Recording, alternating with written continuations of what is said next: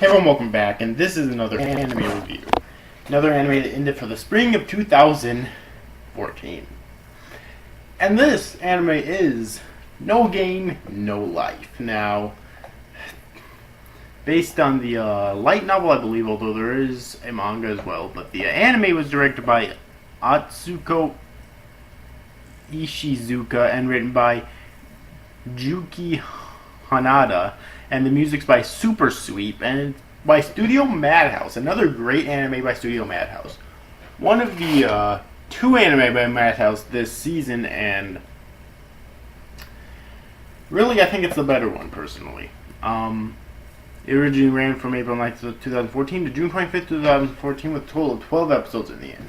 Let's see. Oh. Anyways, though. So, yes, No Game, No Life.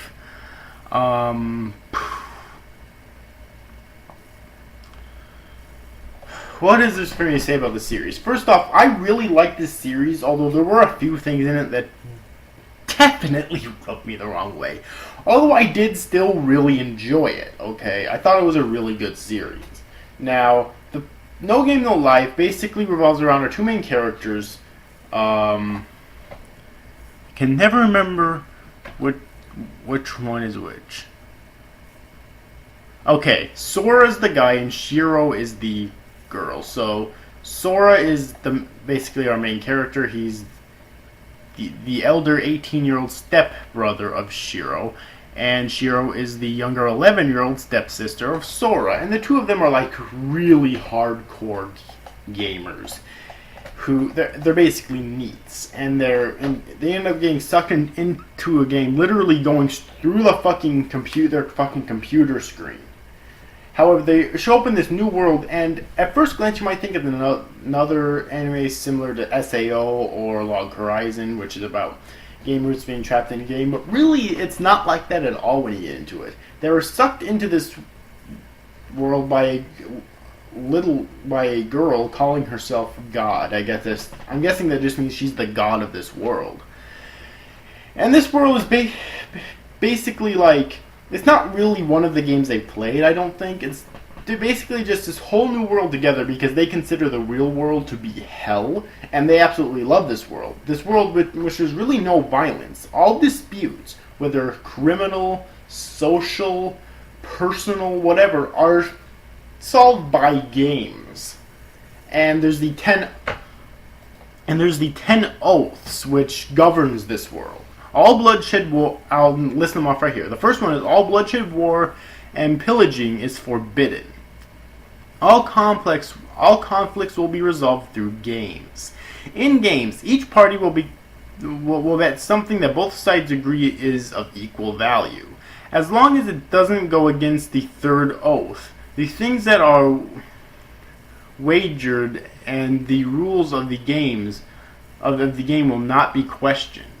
The challenge party has the right to decide the rules of the game. Any bets made in accordance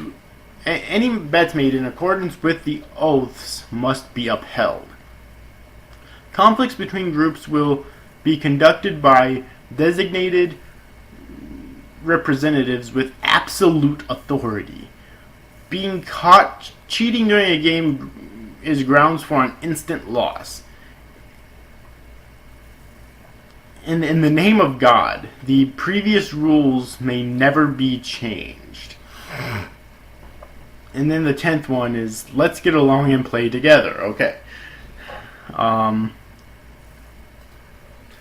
So those are basically 10 pledges which govern this world, and they're absolute. Okay. And Shiro and Sora are basically master gamers, and so they never really lost. Although later on in the series it does really they end up struggling a little bit more, or not really struggling, but the games are dragged out a little bit more. But their planning is pure genius, really. Okay, so that's the basic premise of this series, and it's quite unique, and it's really fucking good. Okay, really, those are the only two characters I think that are worth talking about, though. The humans are known as Humanity, and then there's other races like the Flugel elves, the war beasts, and those are really the only ones I think really get much screen time in this series. But there's also lots of other ones that apparently, hopefully in future seasons, will get screen time less, such as the Damfires, the Sairens, the Ex Machina, the Old Deas, the Phantasma, the Dragonia, the Luma Luna, the Elemental, the Gigants, and there's other minor ones, including the dwarves, the fairies, and the Daimonia. Alright, and apparently in future seasons they're going to have to conquer all of them, because they end up conquering the war beasts, or the werebeasts in this season, basically. And the Flugel and elves are actually helping humanity out. So yeah, so really the only two characters I think that are worth talking about in depth are Sora and Shiro. Like, there's other humanity like Stephine Dola and Kurami Zell, as well as the previous king who's only mentioned. She was Steph's late grandfather. And then in terms of Flugel, there's Jibril. In terms of elves, the only elf that really gets a lot of screen time in this series is Phil Nilvalen. Now, I liked a lot about the series. I'm going to get into what I liked about it first. Okay. First off, the music was amazing. Whether it's in the action scenes or in the frickin' sentimental scenes, which there are in this series, believe it or not. It can all get you so pumped up so easily. And also the opening and the ending is fucking amazing as well. Okay. The animation is actually a mixed bag. Like, half of the series has great animation and half the series has not so great animation. It's kind of weird, and it's kind of disappointing in that regard for Madhouse, but considering this is Madhouse, but at least it's not all bad, you know.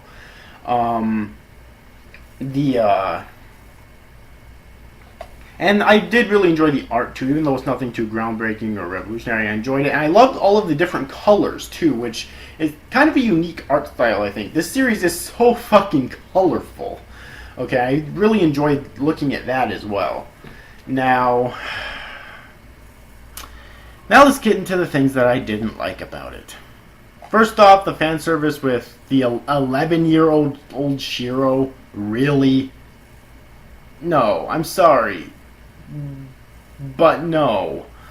It's like, that was really uncalled for. It felt kind of creepy, quite honestly, in my opinion anyways. And then there's Stephine Dola, although I'm just going to call her Steph because that's what the series usually just calls her. Now, at the beginning of the series, you know, she's trying to win a game so she becomes the queen because her late grandfather was the king. And at first I thought she was going to be a really cool character.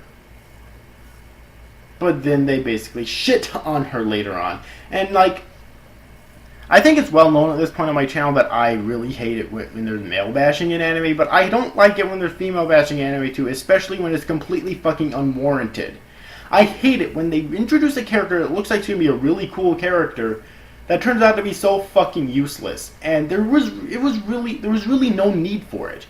That enraged me in the fucking series, and it really rubbed me the wrong way, okay? I did not like that at all, and I really hope that if they make a Season 2, which I really want there to be Season 2, then Steph has a much bigger role. I'm really hoping for that, alright? Also, there was the whole thing with Jibril basically having to suck up to Phil and lick her feet and everything for what Jibril did to Phil's people long ago, but later on it turns out that she's just a masochist, so it does seem to be alright in that regard, you know. So anyways, though, I think I'm going to wrap up this review, though. I definitely recommend this series, even though I did have complaints about it. And I really want there to be a Season 2 in the future, like, seriously. Anyways, though, overall, hope you enjoyed this review, guys. See you after, guys. Thanks for watching. Bye bye.